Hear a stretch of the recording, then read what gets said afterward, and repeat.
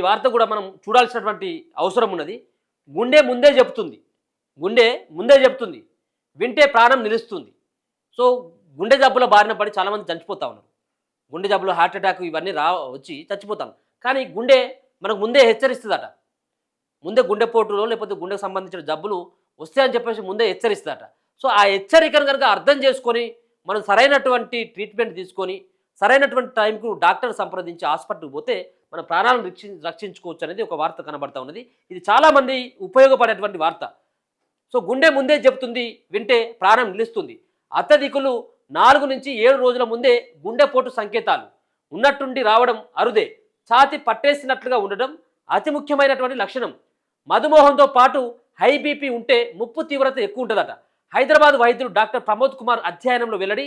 World journal of cardiovascular డిసీజెస్లో ప్రచురితం అయిపోయిందట. సో ఒక్కసారి కనుక ఏ విధమైనటువంటి సంకేతాలు గుండె ఇస్తుంది, గుండె జబ్బులు రాకుండా మనం ఏ విధంగా మనం అలర్ట్ కావచ్చు, ముందటనే ఒక వారం రోజుల ముందే ఏ విధంగా అలర్ట్ కావచ్చు అనేది ఒక వార్త కనబడతా ఉన్నది.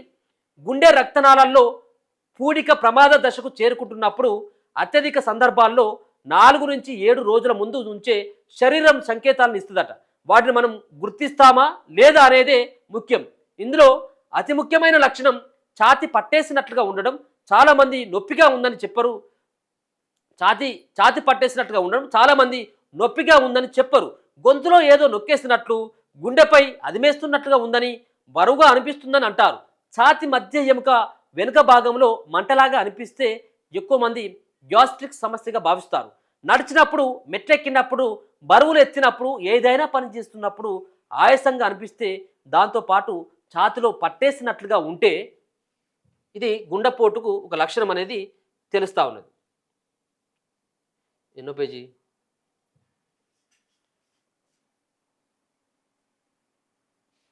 సో అది గుండెపోటు అతి ముఖ్యమైనటువంటి లక్షణంగా గుండె రక్తనాళాల్లో పూటికలు ఏర్పడ్డాయని భావించాలి. కొన్నిసార్లు ఎసిడిటీ, ఇతర కారణాలతో ఈ లక్షణాలు కల్పించవచ్చు.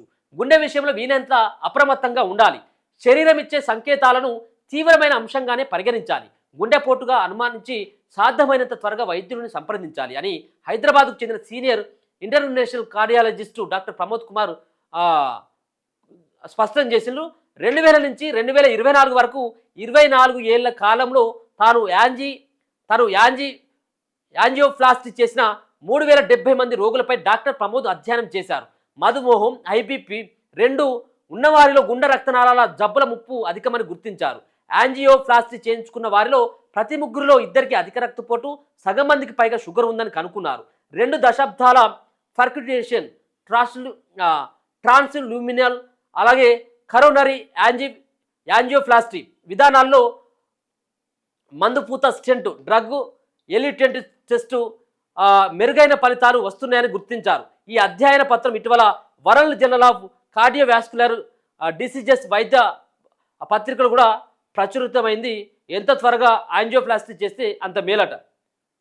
సో ఒకసారి కనుక చూసుకున్నట్టయితే అధ్యయనం ముఖ్యాంశాలు ఏమున్నాయంటే, మొత్తం రోగులని ఎంతమంది రోగులను పరీక్షించాలంటే 3070 మందిని, సగటు వయసు 52 సంవత్సరాలు. సో పురుషులలో 78.6% మందిని, మహిళలకి 21.3%, అధిక రక్తపోటు బాధితులు 66.65% మంది, మధుమేహులు 50.49% మంది, అధిక కొలెస్ట్రాల్ ఉన్నటువంటి వాళ్ళు 16.16% మంది, ధూమపానం చేసేటువంటి వాళ్ళు ఇంతమంది ఉన్నారట. సో ఒకసారి కనుక చూసుకుందాం.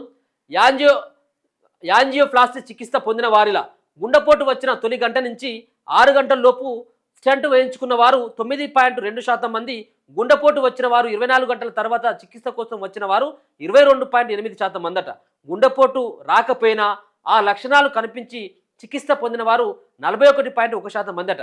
నడక, వ్యాయామం వంటి ఎక్కువ చేస్తున్నప్పుడు మాత్రమే లక్షణాలు కనిపించి ముందస్తుగా యాంజియోప్లాస్టీ చేయించుకున్న వారు 26.9% అట. సో ఇటీవల ఎక్కువగా యువతలు వస్తున్నాయట. ఇటీవల 30 ఏళ్లలోపు యువతలోనూ గుండెపోటు ముప్పు కనిపిస్తుంది. వీరిలో అత్యధికులు కార్పొరేట్ సంస్థల్లో పనిచేస్తున్న వారే కావడం గమనార్హం.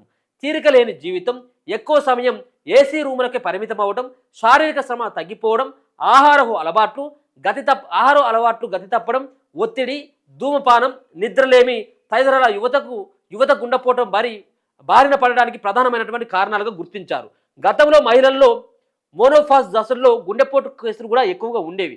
కానీ ఇటీవల మోనోఫాజ్ మోనోఫాజ్ ముందు దశలో 40 నుంచి 45 ఏళ్ల వయసులో గుండెపోటు బారిన పడుతుంది. అయితే ఎక్కువగా మహిళల్లో కంటే పురుషుల్లోనే ఎక్కువ మందికి గుండెపోటు వస్తూ ఉంటుంది.